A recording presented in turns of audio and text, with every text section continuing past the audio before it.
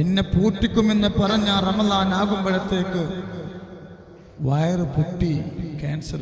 പ്രവാചകർ സല്ലല്ലാഹു അലൈഹി വസല്ലമ തങ്ങളുടെ ആ ഒരൊറ്റ വാക്ക് പുലരുകയാണ് ചെയ്തത്. അത്രയും മനസ്സ് വേദനിച്ച് മഹാനായ സയ്യിദ് അവറുകൾ മനസ്സ് പൊട്ടിയിട്ട് അള്ളാഹുവിനോട് പ്രാർത്ഥിച്ചിട്ടുണ്ടാവാം. കാരണം ഒരാളോടല്ല പറയുന്നത്, ഒരു ചാനലിന്റെ മുമ്പിൽ വന്ന് സമൂഹ മധ്യത്തിൽ മുഴുവനും ഈ കുടുംബത്തെ താറടിക്കുന്ന രൂപത്തിൽ ഒരു സഹോദരി പറഞ്ഞപ്പോൾ മനസ്സ് പൊട്ടി അള്ളാഹുവിനോട് പ്രാർത്ഥിച്ചിട്ടുണ്ടാവാം. അതിന്റെ ഫലമായിരിക്കാം ആ സഹോദരി അനുഭവിച്ചിട്ടുണ്ടാകാം. അസ്സലാമു അലൈക്കും വറഹ്മത്തുള്ളാഹി.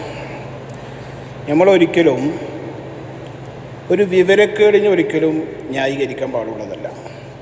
ഇപ്പോൾ ഏത് ഉസ്താദാണെങ്കിലും എത്ര വലിയ പണ്ഡിതനാണെങ്കിലും എന്നെ സംബന്ധിച്ചിടത്തോളം മതത്തിൻ്റെ മേലെ ദീനിൻ്റെ മേലെ ഒരാൾ കയറി നിന്നാൽ അതിനിപ്പോൾ എത്ര വലിയ തങ്ങളാണെങ്കിലും ഏത് കൊടി കെട്ടിയ എത്ര വലിയ പാണ്ഡിത്യമുള്ള പണ്ഡിതനാണെങ്കിലും ഞാൻ പറയും. ഇപ്പോൾ ആ പറഞ്ഞതിൻ്റെ പേരിൽ അങ്ങോട്ട് മരിച്ചു പോവുകയാണെങ്കിൽ അങ്ങോട്ട് പോട്ടെന്ന് വയ്ക്കും. മനസ്സിലാവുന്നുണ്ടോ? ഈ ലോകത്ത് ആറ്റക്കോയ മാത്രമല്ല തങ്ങളുള്ളത്, വേറെ ഒരുപാട് തങ്ങന്മാരുണ്ട്, തങ്ങന്മാരുടെ കുടുംബ പരമ്പരയുണ്ട്. നമുക്ക് ആർക്കെങ്കിലും എന്തെങ്കിലും വിയോജിപ്പുണ്ടോ? ഒരു വിയോജിപ്പില്ല. എന്തുകൊണ്ടാണ് ആറ്റക്കോയോട് വിയോജിപ്പ് വരുന്നത്? പറയുന്നതൊക്കെ പൊട്ടത്തരാണ്. ഒരു തങ്ങൾ എന്ന് പറയപ്പെടുമ്പോൾ ഇപ്പോൾ എത്ര അധികം തങ്ങന്മാരുണ്ട്, അവർക്കൊരു ക്വാളിഫിക്കേഷൻ ഉണ്ട്, ഒരു യോഗ്യതയുണ്ട്. അതെന്ത് ചെയ്യണം? കീപ്പ് ചെയ്യണം. ഇപ്പോൾ ഈ അടുത്ത് ഒരു സഹോദരി ആറ്റക്കോയനെ വിമർശിച്ച് ആ സഹോദരി ക്യാൻസർ വന്ന് മരണപ്പെട്ടു. പക്ഷെ അത് കുറേ മുമ്പുള്ളതാണ്. ആറ്റക്കോയ അത് ഒരുപാട് വൈകിയാണ് വിഷയം അറിയുന്നത്. ഇപ്പോൾ ഒരാൾ വിമർശിച്ചു, സഹിക്കാൻ പറ്റാണ്ടായപ്പോൾ ആൾക്കെതിരെ ദുആ ചെയ്ത് അതിൻ്റെ പകരമായിട്ട് അവർക്ക് ക്യാൻസർ വന്നു, വയറ് പൊട്ടി മരിച്ചു എന്നും പറഞ്ഞിട്ട് സോഷ്യൽ മീഡിയയിൽ പ്രചരിപ്പിക്കുന്നുണ്ടല്ലോ. ഒരു സാധാരണ മനുഷ്യരാണെങ്കിലും പോട്ടെന്ന് വയ്ക്കാം. നിങ്ങളൊക്കെ റസൂലുള്ളാഹിൻ്റെ പേരെ കുട്ടിയെ വേണ്ടി നടക്കുന്ന ആൾക്കാരല്ലേ?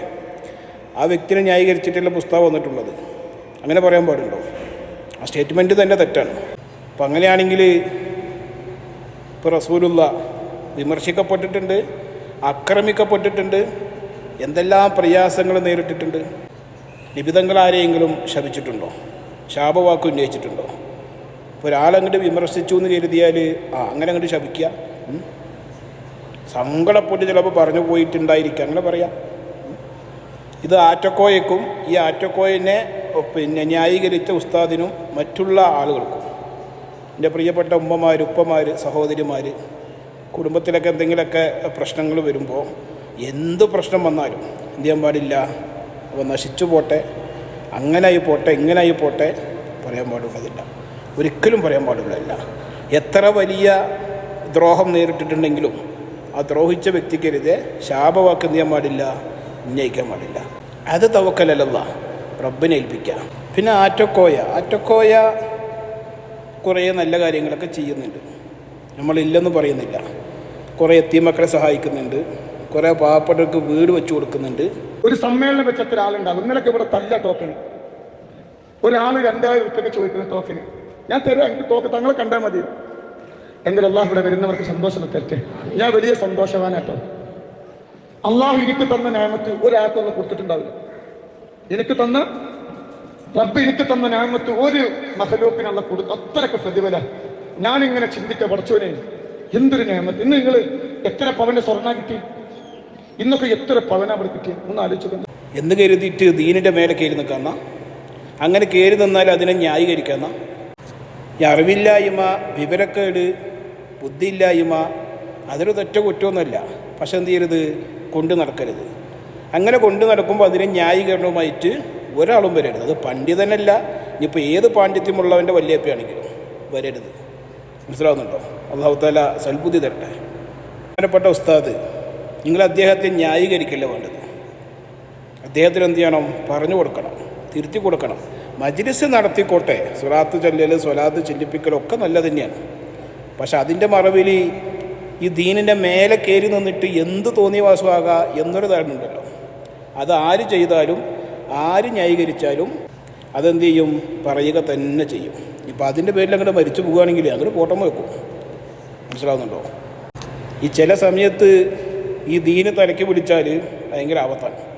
എന്ന് പറഞ്ഞ പോലെ തന്നെ ആറ്റപ്പയ്യ മാറ്റക്കോയൻ്റെ പുറകെ പോകുന്ന ആളുകളും. ആമത്തെ ഫദ്ല് തങ്ങളെ, ഞാൻ കണ്ണൂര് മഞ്ഞക്ക് നിങ്ങളെ കാണാൻ വന്നിരുന്നു.